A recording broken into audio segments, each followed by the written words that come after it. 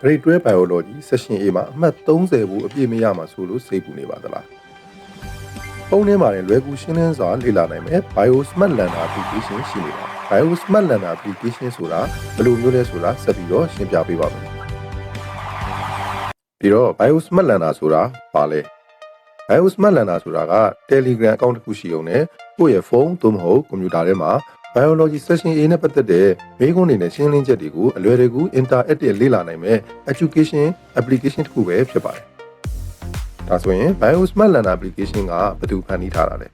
့တော့ BioSmart Learner Application ကိုသင်ကြားရေးတွေ့ကြုံရှိပြီးတော့ဆေးပညာရေးပိုင်းဆိုင်ရာတွေနဲ့ Biology ဆိုင်ရာတွေကိုလွယ်ကူရှင်းလင်းစွာရှင်းပြနိုင်မဲ့ဆရာဝန်ကိုယ်တိုင်ဒီပညာတွေကိုသုံးပြီးတော့မှကိုယ်တိုင်ဖန်တီးထားတဲ့ကိုယ်တိုင်ရေးဆွဲထားတဲ့ application တစ်ခုပဲဖြစ်ပါတယ်။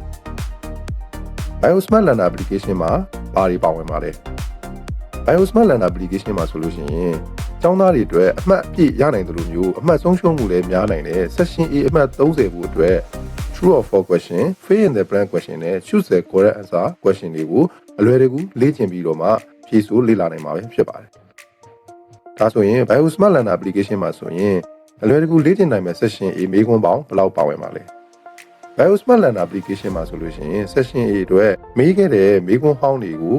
all question အနေနဲ့ပါဝင်မှာဖြစ်ပြီးတော့ textbook ထဲက sample question တွေလည်းပါဝင်မှာဖြစ်တယ်လို့မျိုးဒီ all question တွေ sample question တွေပေါ်မှာမူတည်ပြီးတော့မှမေးနိုင်ခြေရှိတဲ့မေးခွန်းပေါင်း practice question ပေါင်းများစွာကိုလည်းထည့်သွင်းထားတာမို့လို့ Session A အတွက်မေးခွန်းပေါင်းပုံပေါင်း900ကျော်ကိုလေ့ကျင့်နိုင်မှာပဲဖြစ်ပါတယ်အားလုံးပဲမင်္ဂလာပါ BioSmart Learner မှာကြိုဆိုပါတယ်ကျွန်တော်ကတော့ BioSmart Learner ရဲ့ founder ဒေါက်တာအောင်ခင်စင်ပဲဖြစ်ပါတယ် BioSmart Learner Application ကိုဘယ်လိုအသုံးပြုရမလဲဆိုတာကိုရှင်းပြပေးသွားမှာဖြစ်ပါတယ် BioSmart Learner Application ကိုအသုံးပြုဖို့အတွက်ကတော့အလွန်ကိုလွယ်ကူရိုးရှင်းပါတယ်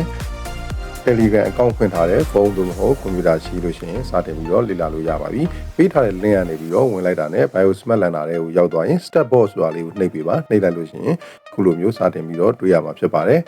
internet connection မကောင်းရင်ခဏလေးစောင့်ပေးရပါမယ် VPN ခံထားရဆိုရင်လည်းတစ်ခါတလေ line မကောင်းဖြစ်တဲ့ခါမျိုးမှာဆိုရင် VPN လေးဖြုတ်ပြီးပြန်ဝင်ကြည့်ရင်ရပါပြီဒီလိုမျိုး BioSmart Learner မှာကြိုးဆိုပါသည်ဆိုတဲ့ message လေးတွေ့ရတဲ့အချိန်ကျရင်စတင်လေ့လာမည်ဆိုတဲ့ clone လေးကိုနှိပ်လိုက်ရုံပါပဲဒီစတင်လေ့လာမည်ဆိုတဲ့ clone လေးကိုနှိပ်လိုက်ပြီးရင်ခဏလေးစောင့်လိုက်လို့ရှိရင် BioSmart Learner application လေး data များဆွဲယူနေပါသည်ဆိုပြီးတော့တက်လာမှာဖြစ်ပါတယ်ဒီလိုတက်လာပြီဆိုရင်ဒီပေါ်ကချက်ရှည်ကတ်လေးကို server လေးကိုချက်ရှည်ကတ်လေးကိုနှိပ်ပြီးတော့ပိတ်လိုက်လို့ရပါတယ်ဒါကတော့BioSmart Learner ကိုဖန်တီးထားတဲ့အချိန်မှာပေါ်လာတဲ့ဒါဖန်တီးမှုနဲ့ပတ်သက်တဲ့ message တွေဖြစ်တဲ့ကြောင့်ဒါလေးကိုပိတ်လိုက်ရင်ခုလိုမျိုးတွေ့ရမှာဖြစ်ပါတယ်တွေ့ရပြီဆိုရင်ဒီမှာ BioSmart Learner မှာဆိုရင် chapter 6ခုရှိပါတယ်free trial အနေနဲ့စတင်လေ့လာသူအားလုံးကိုchapter 1က all question တွေကိုလေ့လာနိုင်အောင်လို့အကုန်လုံးကို free မျှဝေပေးထားတာရှိပါတယ်အဲဒီ free မျှဝေထားတဲ့ question တွေကိုလေ့လာပြီးတော့အသုံးတည့်တယ်လို့ယူဆမှသာကျန်တဲ့ chapter တွေနဲ့အပုပ်ပေါင်း900ကျော်ကိုဝယ်ယူခြင်းနဲ့ဆိုလို့ရှိရင်တော့တက်တာတဲ့ဈေးနှုန်းနဲ့BioSmart Learner ကိုတစ်နှစ်လုံးစိတ်ကြိုက်ဝယ်ယူအသုံးပြုနိုင်မှာဖြစ်ပါတယ်အဲ့တော့ chapter ပထမဆုံးဆင့်နေတဲ့အခုလေ့လာခြင်းတဲ့ chapter ကိုရွေးရပါမယ်free သမားတော့ chapter 1ပဲရပါဦးမယ်ပြီးရင်အောက်ကမေးခွန်း type ဖြစ်တဲ့ all question sample question practice question ကိုရွေးရပါမယ် all question တွေဆိုတာကတော့စနစ်သစ်မေးခွန်းဟောင်းတွေကိုဟလာထည့်သွင်းပြီးတော့မှလေ့လာနိုင်အောင်လို့ဆောင်ရွက်ပေးထားတာဖြစ်ပါတယ်ဒါကတော့ sample question from the textbook ဆိုတော့ textbook ထဲမှာအခန်းလိုက်ရဲ့နောက်မှာပါတဲ့ sample question တွေပဲဖြစ်ပါတယ်နောက်တစ်ခုကတော့ all question နဲ့ sample question တွေပေါ်မူတည်ပြီးတော့မှမေးနိုင်ရရှိတဲ့ practice question တွေကိုထပ်ပြီးတော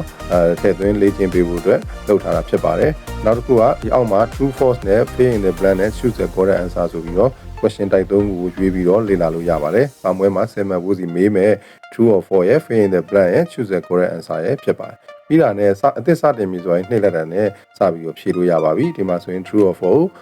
မေးခွန်းကိုဖတ်ပြီးတော့စဉ်းစားပြီးတော့နှိပ်လိုက်ရုံပါပဲ။ဒါဆိုရင်အဆင်ပြေသွားပါပြီ။နော်။အဲ့တော့ကိုကနောက်တစ်ခုပြန်ပြီးတော့ဖြေခြင်းနေဆိုရင်တော့ဒီမှာ menu ကိုနှိပ်လိုက်ပါ။အဲ့တော့ true or false မဟုတ်ဘဲနဲ့ဒီမှာနော် true or false မဟုတ်ဘဲနဲ့ fill in the blank ဖြေပုံဖြေနည်းဖြေမယ်ဆိုရင်လည်းဒီလိုလေးနှိပ်လိုက်လို့ရပါတယ် fill in the blank ကတော့စာရိုက်ပြီးတော့မှထည့်ပြီးတော့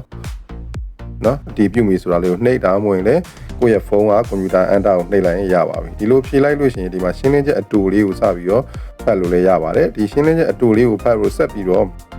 ရှင်းလင်းချက်အရှိလေးကိုလေ့လာခြင်းနဲ့ဆိုရင်လည်းအသေးစိတ်ရှင်းလင်းချက်ကိုလေ့လာရဆိုတာလေးကိုနှိပ်လိုက်လို့ရှိရင်အသေးစိတ်ရှင်းလင်းချက်ကိုခဏလေးစောင့်လိုက်တာနဲ့ဒီမှာတွေ့ရမှာဖြစ်ပါတယ်အသေးစိတ်ရှင်းလင်းချက်မှာဆိုလို့ရှိရင်လည်းနော်ဘာကြောင့်မှန်လဲဘာကြောင့်မှားလဲဆိုတာရယ်နောက်တစ်ခါဘယ်လိုမှားတတ်တယ်ဆိုတာနဲ့ memory တစ်အလွယ်ရအောင်ဘယ်လိုမှတ်ရမလဲဆိုတဲ့မှတ်နည်းလေးတွေကိုပါ ထည့်ပြီးတော့ရှင်းလင်းပေးထားတဲ့အတွက်ကြောင့်မလို့ဒါလေးကိုလေ့လာလိုက်လို့ရှိရင်ပို့ပြီးတော့လွယ်လွယ်ကူထိထိမိမိနဲ့တပတ်တန်အတွက်ကိုကောင်းကောင်းပိုင်နိုင်သွားမှာဖြစ်ပါတယ်ဆက်လက်ဖြည့်ဆို့မယ်ဆိုတော့နှိပ်ပြီးတော့ဆက်ပြီးဖြည့်သွားလို့ရပါတယ်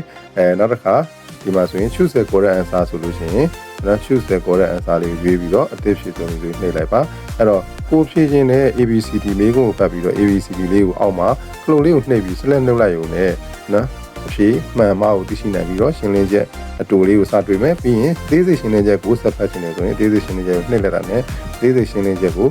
ဒေချာဖတ်ရှုပြီးတော့ဒီစာလေးကိုဖတ်လိုက်ရုံနဲ့ပဲဒီ application လေးကိုသုံးရင်းနဲ့တော့တမတ်တန်ကိုကောင်းပိုင်နိုင်တော့မှာဖြစ်တယ်လို့မျိုးပဲဒီတမတ်တန်လေးပုတ်900လောက်ကိုလေ့လာရလို့ရှိရင်အပုတ်ကြီးတွေအတွက်လေ့လာရတဲ့နေရာမှာလည်းနားလည်ပြီးတော့ထောက်ကူပြီးတော့မှာဖြစ်ပါတယ်အဲ့တော့ BioSmart Learner VIP application ကိုဝယ်ယူသုံးစွဲခြင်းတဲ့သူတွေနဲ့ဆိုရင်ဘယ်လိုလုပ်ရမလဲဆိုလို့ရှိရင်ဒီမှာ chapter 2ကနေ4 5 6ထိတော့လော့ချထားတဲ့ law လေးတစ်ခုကိုနှိပ်လိုက်ရုံပါပဲနှိပ်လိုက်ရင်လိုမျိုးလေးပေါ်လာပါမယ်ပေါ်လာပြီဆိုရင် VIP အကောင့်ဝယ်ယူရန်ဆိုတာလေးကိုနှိပ်လိုက်ပါနှိပ်လိုက်ရင်ဒီလို message လေးပေါ်လာပါမယ်အဲ့တော့ BioSmart Learner ကတော့အခုလက်တလုံးမှာတော့တစ်နှစ်ပတ်လုံးစာကို3000ကျွဲနဲ့ပဲဝယ်ယူနိုင်မှာဖြစ်တဲ့အတွက်ကြောင့်မို့လို့တစ်လကို2916ချက်ပဲကြာမှာဖြစ်တဲ့အတွက်ကြောင့်မို့လို့တော်တော်ကိုဒါနည်းတဲ့ဈေးနှုန်းနဲ့တော့ပုံပေါင်း900ကျော် interactive ဖုန်းထဲမှာကွန်ပျူတာထဲမှာလွယ်တကူလေ့ကျင့်နိုင်မှာမို့လို့အရန်ကိုဒါအကျိုးရှိမယ်လို့ယုံကြည်ပါတယ်ပြီးရင် admin တို့ပြေစာပို့ပြီဆိုတဲ့ခလုတ်လေးကိုအရင်ဆုံးနှိပ်ပေးရမှာဖြစ်ပါတယ်နော်နှိပ်ပြီးတော့ဒီမှာ Telegram ကနေ message ပို့တဲ့အပြာလေးကိုဒီဟာလေးကိုနော် message ဒီဟာလေးကိုနှိပ်လိုက်ပါနှိပ်လိုက်ပြီဆိုရင်ဒီလိုမျိုးရောက်တော့မှာဖြစ်ပါတယ်ပြီးလို့ရှိရင်ဒီမှာပေါ်လာတဲ့ KB number သို့မဟုတ် ARB number ကိုနော် PIB member ကြီးကိုလွှဲလိုက်ပါလွှဲပြီးသွားရင်ဒီ Telegram message တွေကနေပြီးတော့ပဲ screenshot နဲ့နော်ပို့ပေးလို့လည်းရပါတယ်ဒါမှမဟုတ်ရင်လည်းBioSmart Learner Facebook page CV ကနေတဆင်လွှဲထားတဲ့ screenshot လေးကိုငွေလက်တာ screenshot လေးကိုပို့လိုက်ပါဒါဆိုရင်ကျွန်တော်ကဒီဘက်ကနေပြီးတော့မှ BioSmart Learner လေးကိုနော်ပြန်ပြီးတော့ free trial ကနေပြီးတော့မှ VIP မှာမြင့်တင်ပေးလိုက်လို့ရှိရင်တော့ VIP အနေနဲ့ chapter 6ခုလုံးအပုတ်900ကျော်ကိုလေ့လာနိုင်မှာဖြစ်ပါတယ်အားလုံးပဲကျေးဇူးတင်ပါတယ် BioSmart Learner chapter 1ကိုall question တွေကို free လေ့လာပြီးတော့ BioSmart Learner လေးကိုအသုံးပြုနိုင်ဖို့အတွက်ဖိတ်ခေါ်ပါတယ်အားလုံးပဲကျေးဇူးတင်ပါတယ်